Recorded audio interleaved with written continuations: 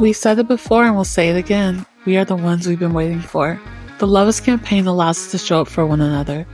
Together, we can fund the healing revolution collectively, one donation at a time. We are proud to have covered the cost of over $6 million in therapy sessions since 2019. But with the demand of our services skyrocketing, we need to do more. As we embark on our 4th year of making mental health resources accessible, we're placing our faith and optimism in our community by setting a bold impact goal. From now until December, we are rallying 1 million supporters to contribute just $5 each. If we succeed, we'll significantly expand our reach and provide $5 billion in therapy to Black women, girls, and non-binary folks in 2025. This campaign is about Black women pulling our resources together to build a grassroots, for us, by us movement. Join the Love Us campaign. Visit thelovelandfoundation.org to join our movement of 1 million by making a $5 donation today.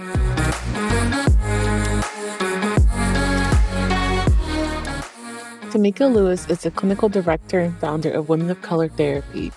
Following the painful loss of 2 college mates to suicide, Tamika felt driven to create space where teens and women of color could put down the facade of perfection and show up as their authentic selves. With over a decade of experience, Tamika specializes in women's issues and provides culturally responsive therapy focused on addressing trauma, identity development, and life transitions. She regularly speaks on mental health disparities, self-care, and prioritizing joy and abundance.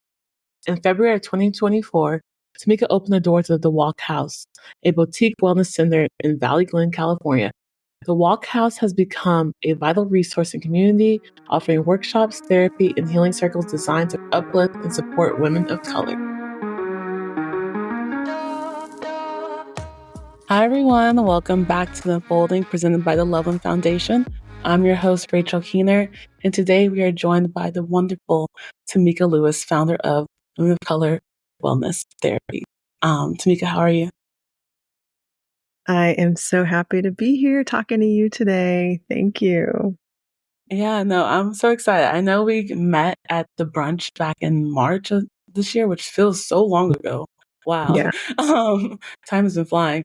But I remember when I first connected with you, I just remembered like this ease and like approachability and like safety I felt with you. And like you had such like a beautiful, like radiant energy about you. And I was just like, oh, like I really like talking to her. Hopefully we could talk again. And then here we are, and we're talking in this space. And I'm so grateful to have you here. And grateful because when we were talking, you were talking about the opening of Women of Color House that you started up in LA. And I just wanted to like dive in more of that because I never heard of like a house focused on like healing and like wellness, especially for like women of color. And it sounded so fun. It looks so beautiful. I can't wait to visit.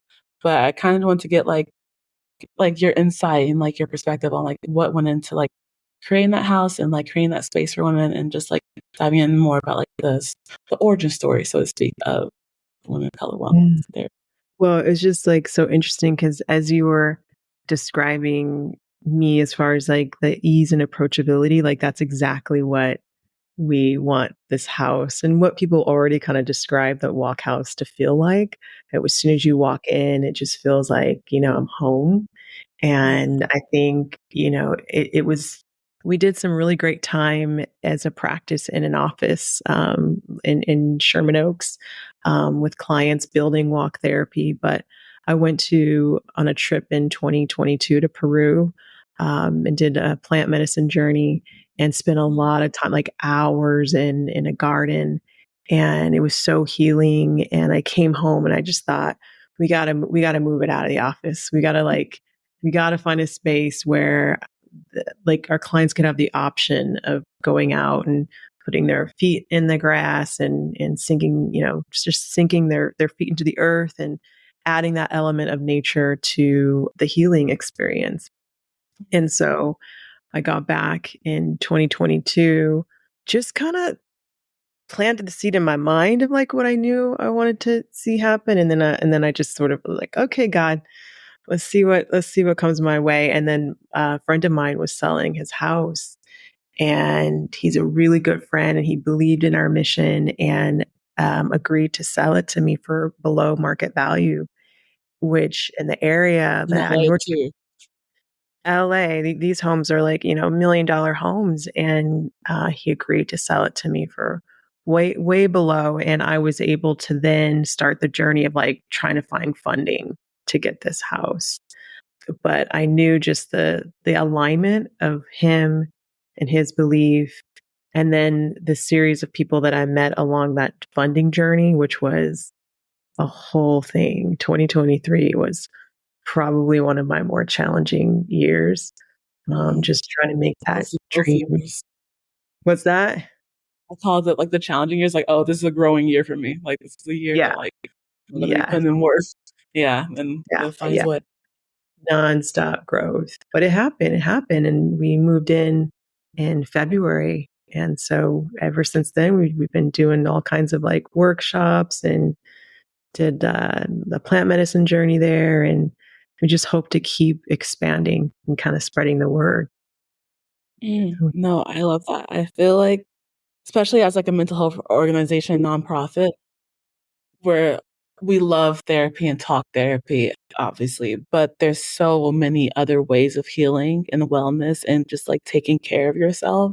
And one Mhm. thing that I really appreciate about walk therapy is the fact that like you guys are reimagining therapy, at least in my perspective. Like I said, I've never heard of like having a house where people could come and feel safe. And like you guys are doing like workshops and plant medicine and Reiki and like crystal healing and just like this whole world is opening up of like this like also like this like therapeutic approach, but also this holistic approach to wellness. And was Mhm. that your intention when starting and founding this place? Like was that like, oh, we're gonna like kind of like transform the way like therapy is done in a way? Or were you kind of just like going back to your roots? Like, what was the journey of like creating that space? And like, did you find pushback in that area of like, people like that doesn't count? Or like, yeah, like Mm, what that's a was good like, question. Yeah, I think we were already starting to dabble into more somatic forms of healing, really questioning some of the more kind of white dominant ideas around psychotherapy and what does it mean to carve out approaches that are more aligned with us, our community, and what do we need, and we need, even just from anecdotally, just from like hearing from clients, like we need to be able to have safe spaces, number one, where we can go and sit with other people that look like us, that just have a more nuanced understanding of the challenges that we face day to day, and then have opportunities to like move our bodies, to tap into just our breathing, and the ideas around rest, having outlets for rage. We're actually about to have another boxing class coming up on Friday. And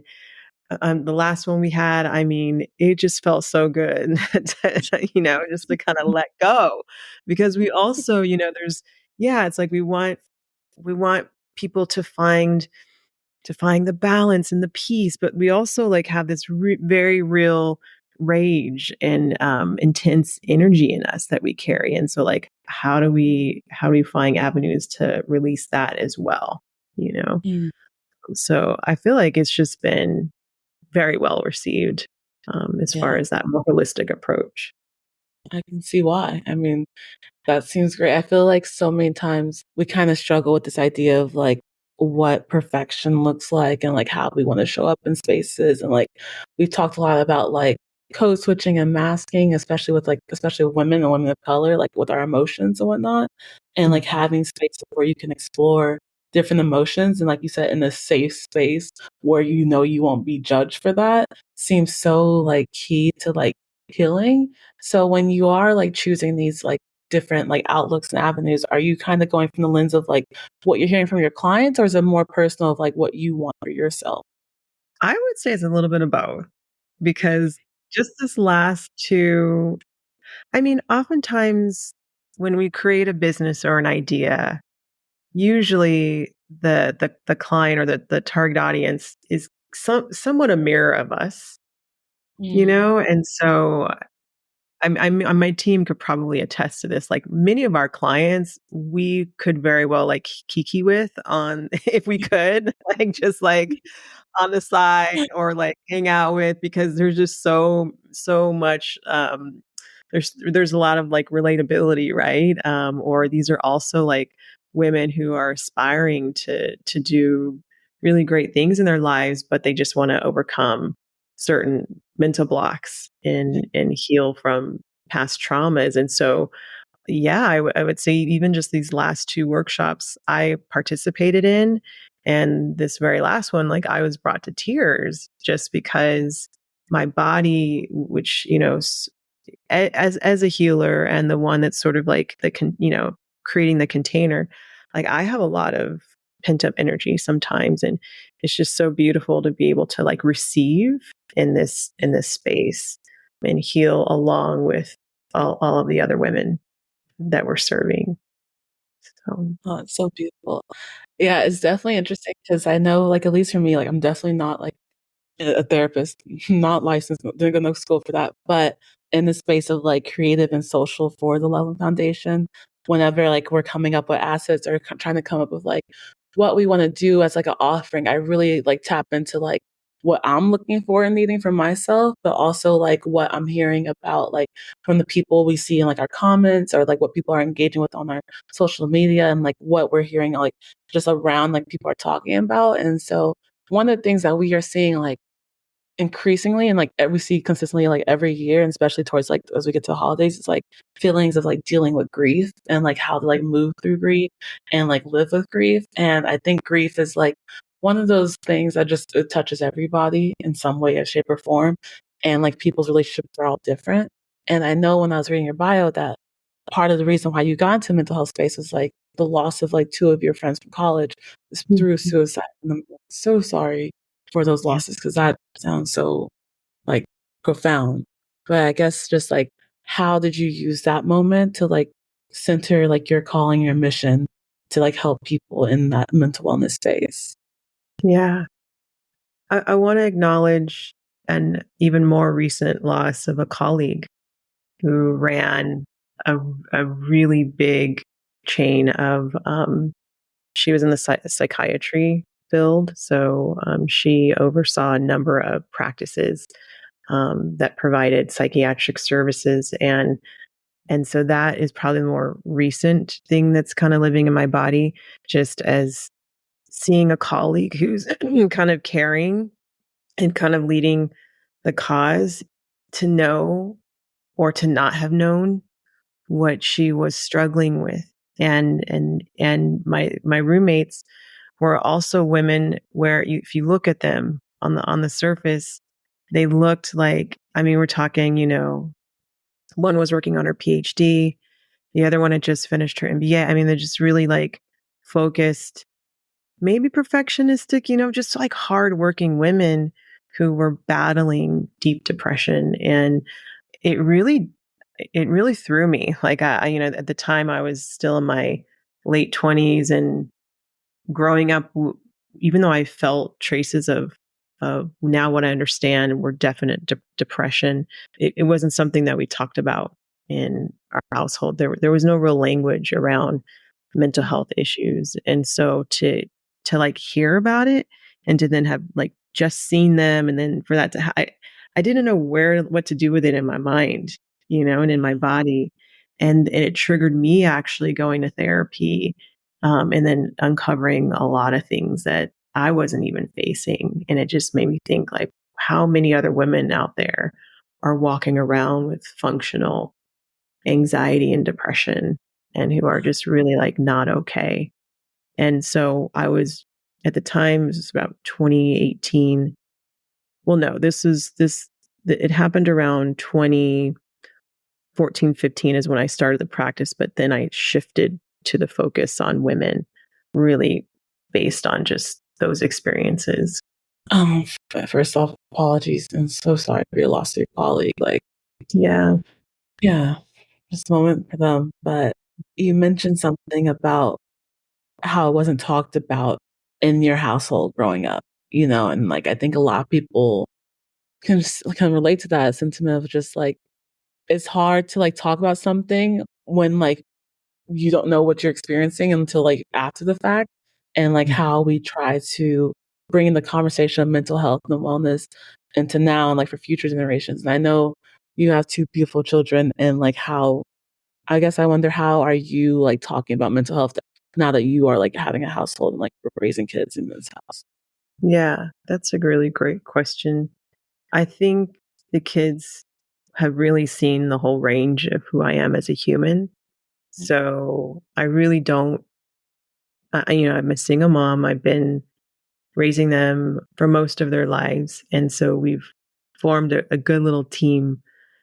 We all kind of can, read each other, and we have a real good sense of each other. And they've seen me when I'm not at my best, and then we try to talk through that. Just not long ago, my daughter, I kind of had a moment, and she held my hand, and, I went in to apologize, again, because we're programmed to think as parents, oh, I can't let my child see me in this weak moment. And she's learned that it's okay. And now she's sitting there telling me, Mommy, you don't have to apologize.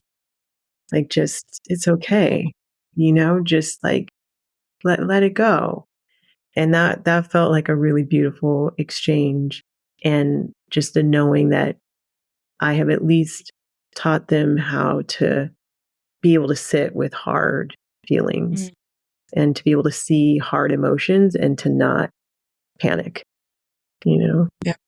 Oh, I love that. That must have been such a beautiful moment. Just like, whoa, full circle, just being able to like, and one thing I see on your website is like leading with human, and like Mhm. leading with like the like, I think we get caught up in like what it means to be like this like perfect person, and like you said, like you weren't at your best, but like I'm like, who is ever always at their best, and like how are we able to just be our vulnerable true selves around people who like love and support us, and like that, I think that's where like the healing happens, knowing that like you are worthy and capable of being loved and loving at any moment of like your existence, and just feeling that way. Mhm. So yeah, I really love that. And I love the idea of like leading with human, and like you speak a lot about the importance of connection and having connection with people through healing. So I know the Walk House does like group stuff. Is there any like other connection things you guys do or connection practices you do that you Yeah. found to be helpful? Well, we just started testing out co-working days. So on Mondays, Mm. we conscious co-working, and we just sort of like put it out there. Like, I think where we're at now is just testing a bunch of different things, right? So the idea is that we be able to pull together like a cohort of women, to kind of commit to a stretch of conscious co-working where maybe we start the day with a walk or some kind of body movement, which we know helps to boost productivity, and that we then also do some accountability, like checking in on each other's like goals, and then maybe throughout the day we have a drop-in little workshop or something that's, breaks the day up, and then maybe round the day with like a little bit of a mixer at the end of the day. So I think I what would like to do that. That sounds amazing. I know, I wish you were out here. I'm like, where do I sign up? Yeah, so the first couple times were really great. So we're just going to keep testing that out. But I think what's significant about the Walk House and what I see happening in LA is like this shift towards more communal healing. I think we typically think about healing in this more individual one-on-one, but there's power in these communal movements that we're seeing happening, whether it's like running and walking clubs, or just community, like co-working, just all the things that can bring people together. That's one of the hopes of what we hope to do with the Walk House. Oh, I love that. I feel like another thing I've been noticing is just like people are lonely, and people are struggling with like feeling like alone, and like especially like for those who do work remote or may not be able to connect with their coworkers in that way, or like living alone. Like there's people are like yearning for that connection. So I just love that you're creating a safe space for people to be able to do that. And also like the power in communal healing and stuff like that. Like I think that really is going to be so beneficial to so many people. So it's really great. So one of the notes I had is that when women of color therapy, they prioritize joy and abundance in a world that challenges self-worth. Mm. And as someone who's always trying to like grow my confidence and grow like my sense of self-worth, like I would love to hear like the strategies and the practices that you guys do to like make that happen and like how you are able to do that through joy and abundance. Yeah. If I didn't do therapy, I probably would do something around like interior design, or I just love like beautiful spaces. And that's part of what I just wanted, even aesthetically, when you walk into the walk house, you feel like you feel a shift. Right. It's beautiful. It invites for you to tap into your own beauty and whatever, whatever your aesthetic is. So I think from the minute like you even walk in, just the colors, the everything, and it lifts you up, you know. So we were very intentional about the colors and the decor, and just creating a spirited space that can inspire that spirited energy in someone. Yeah. You talked about plant medicine being something you offer at Walk House, and so I can imagine like with plant medicine, you want to be in a space where you do feel safe and you do feel like you're able to truly like rest and relax. Do you find like when doing or facilitating plant medicine practices, like people gravitate towards something or like need something, or what like purpose and like the results tend to be? For the plant medicine journeys, which we're still kind of unfolding, those tend to be pretty controlled as far as like where we're all gathered and where people stay, because it's an overnight experience. So, but I will say one of the things that I've played with, when a client comes, I will ask them, where do you feel called to meet today? So I think just right away being able to give them that sense of agency, which is something that we don't, especially as women of color, we don't feel all the Yeah. time throughout our day, because we're in spaces that we're trying to kind of scramble and claim our worth, right? So to be able to like walk in and immediately for you to be able to decide, what's my body feeling, and do I feel like I want to meet outside? Am I feeling like the blue room today or the pink room today? That's been a really neat thing to just watch and see what people gravitate towards. Yeah, no. Pink room sounds great. Um, I I would love to hear more about like the key values of Lockhouse and like when creating it, what were you like basing like its like foundation in? Like what were the pillars that like shaped Lockhouse? Mhm. Yeah, I think to your question about like joy, like joy is your birthright. It's Mm, something that we really I have am in constant efforts of reclaiming that for myself. I think we all have grown up likely with parents who were more in the mode of hustling and trying to kind of do, just do the most and be exhausted and overextended, and so we, again, with the house, wanted immediately for someone to feel like a little bit of reprieve.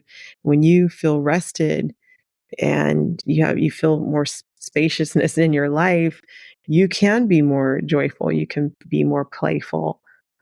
It's so interesting when the moms come in, they bring their teens and they sit on the couch in the living room, and I could just see right away, it's almost like in that hour they feel like they just went somewhere else. And then the music playing, they right. grab a magazine, and and then I come out with the teen, and they're like, oh, it's over. You know? Like, "Oh, okay." Like, and that's just the best feeling to actually be able to offer an embodied experience of like rest, Yeah. in that hour is really, really cool to see. I would say as a team, I've tried to create a culture of honesty, transparency, just even among us as a team, so that we are constantly in our own work and supporting of one another, so that we can show up authentically for our clients. And this idea that like we don't ask a client to do anything that we're not either already doing or are willing to do. You know. Yeah, transparency is a key one. When building your team, did you have like roles in mind of like people you want to go, or is it kind of like as like the need and demand came, you want to fill that? Like where did you fall within creating the Mhm. walk? Was it people you were working with beforehand in like the suites and like in the office space, or yeah, Yeah, it's interesting. One of the Pavin on our team is like the OG. She was my second, no, I think my first therapist, well, first hire. And again, at this point, we feel like, family. And so I think generally that is something we try to look for, is like, is is this someone that can kind of plug into the just the natural rhythms of us as a team, as a family. And so far that's really worked. I think where I'm at now that we have the walk house, is I am having to think about who are the other players that we need now for the walk house. It's a little bit separate from walk therapy.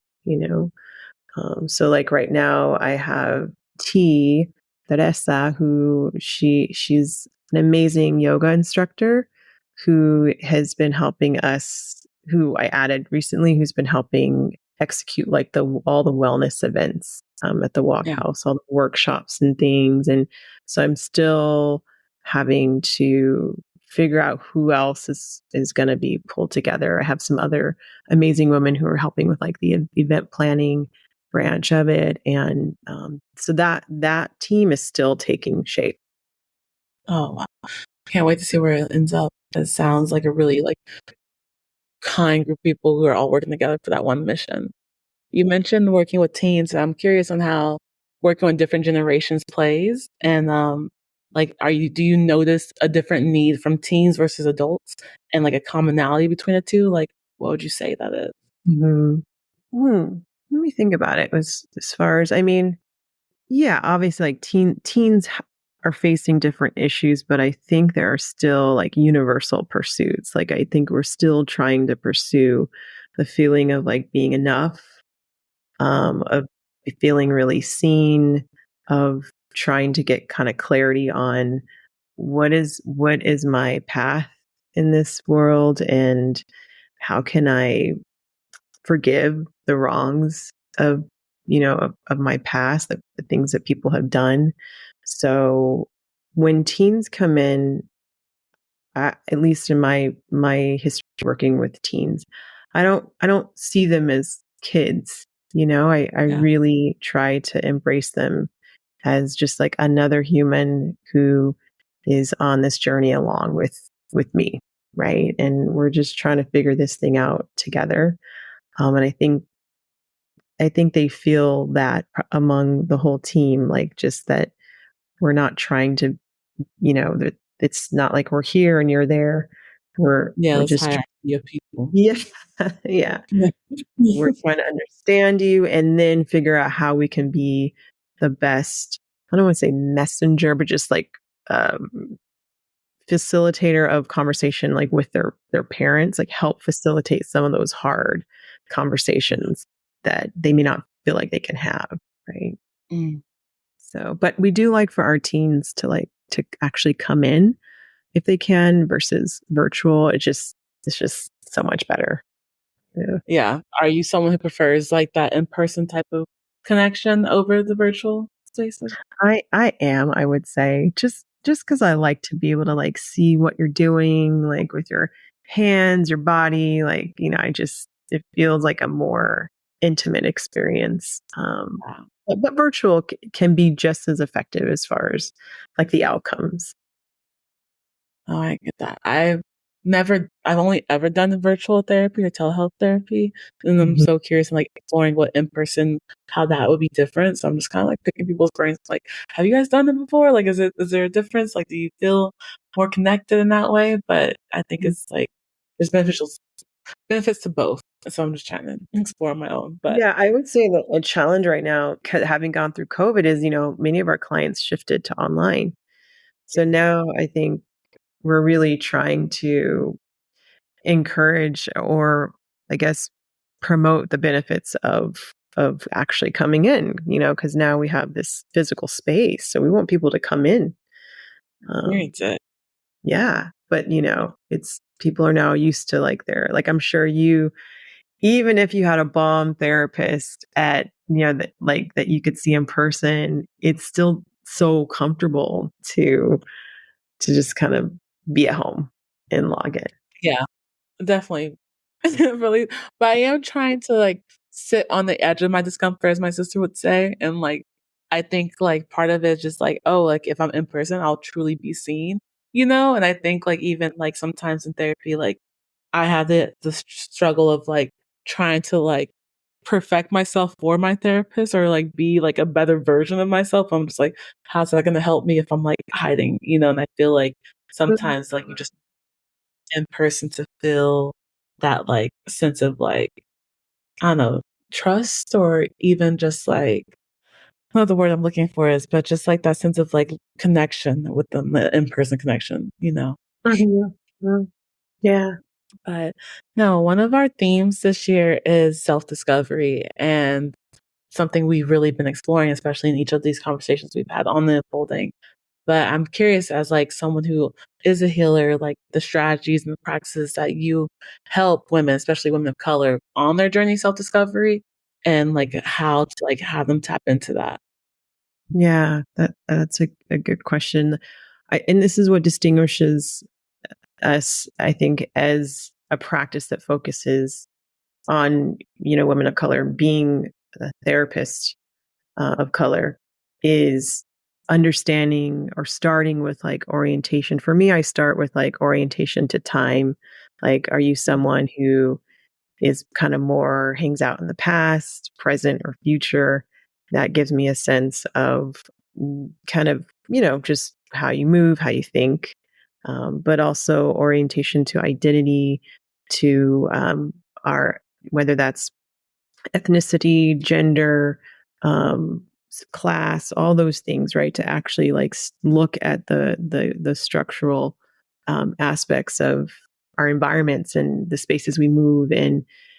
What do we identify with most, and how does that impact how we see ourselves? So, and in what ways are those spaces aligned with who we feel we truly are? So, like, we get a lot of really successful professional women who are working in very high up kind of, corporate spaces, and they feel like they've hit all the milestones of success, but they don't necessarily know. I think they're left wondering, but who am I? Like, really? yeah, Like, yeah, I did all the things. I did all the things, but wait a minute, like, who am I and what do I actually want? Right? Like, yeah. that is a common question that we are working with, with our clients. And so that might look like a journey back in time, right? To understand our ancestral roots, and to, kind of a practice of remembering where we came from. And sometimes we are so focused on becoming this better version of ourselves that we don't stop to practice remembering. And Mm, the answers might just be looking back, and not necessarily looking forward. And so that's something, again, even with some of the decor in the house, there are photos and paintings and things that are honoring of different ancestors, in my life, and we very much want the presence of that to be a part of the healing journey as we're trying to like move forward, right? So like finding the balance of that connection. It kind of ties perfectly into like that pillar of joy that you had, like this idea of success and like who am I and stuff like that. I realized that at least in my personal life that like whenever I am feeling those ways of like doubt or something, like I don't feel doubt when I am experiencing joy, and I feel like joy is something that is like grounding to me in a way, at least in my self discovery journey, that like I've realized like if I'm having fun, if I'm enjoying myself, then like I could call that a win. I could call that like a successful day or a Mhm. successful like life if I'm just like, oh, I had fun or like I was happy or like I like, like having that. And so as it's so, like, interesting to hear you talk about, like, looking back to get that sense of, like, purpose and being, versus, like, looking forward. I think both are needed, but I think a lot of times people are trying to, like, erase the past or, like, forget the past, but, like, sometimes, like, that's really where the answer is, like, being held. So I think Mhm.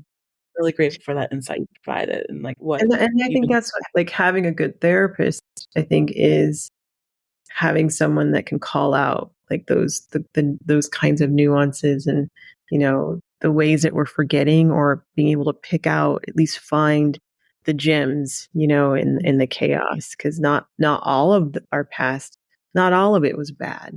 Yeah. There might have been some redemptive, parts or moments or aspects of all the players that we can grab onto and hold on to, as integrate that, into part of like who we are and who we're becoming, you know. Yeah.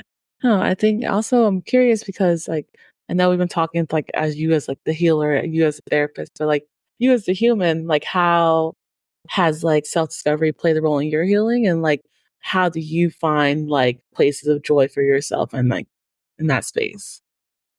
I would say the question right now for me, personally, around self-discovery is really, I have a 16-year-old son, so I've got 2 years left, before he goes off to college, and so a question that I'm bumping up against is like, who am I when I'm not a caretaker? Yeah. Like, what do I do with that space and that quiet? And mind you, we're always gonna be caretaking, as parents, right? Even when he's away, but the day-to-day routines and worries and, where my energy goes and even my drive is, like, all centered around my kids. And so I have been a hot mess. Like, I have been just crying, like, left and right. I was driving my son to practice the other day, and I just started crying. He's looking at me like, "What?"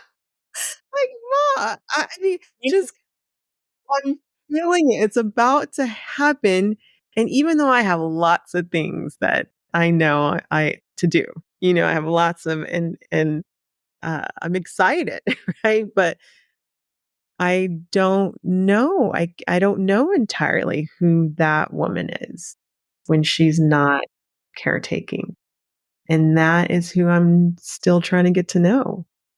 How'd you get to know her? Yeah. Yeah, no, that's my cousin, she just dropped off her daughter at college and it's her first daughter to go to college and Mhm.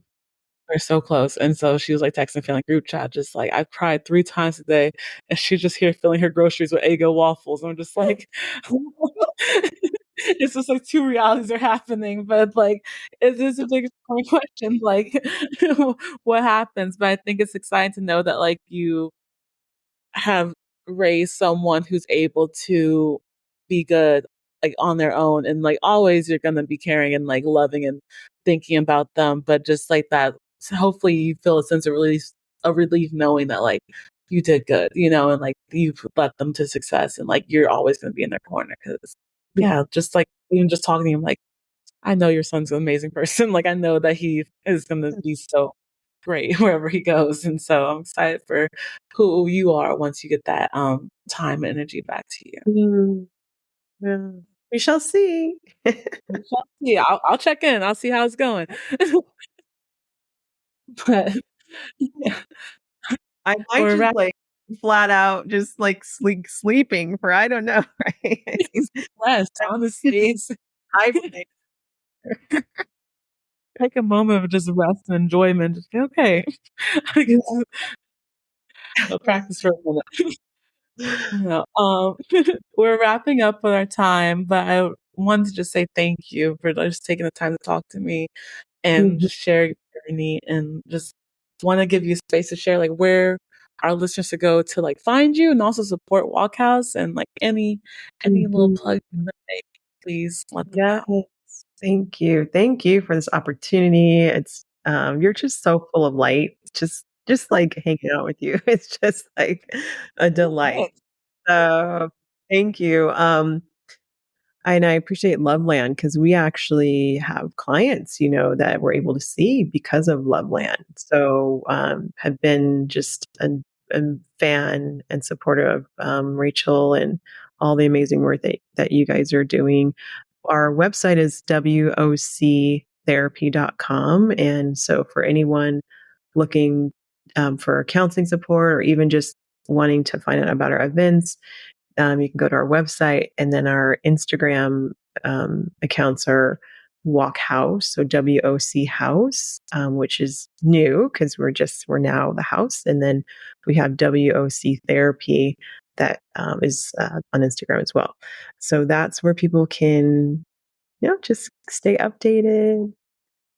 If you're in the Yeah. LA area, please check out Walk House. As soon as I go back to LA, I want to go visit. It seems amazing. Yes. Yeah, and Always it's went. available. I do want to tell because I know you guys have a network of lots of healers. Like the house, another purpose of the house is it is available for rental.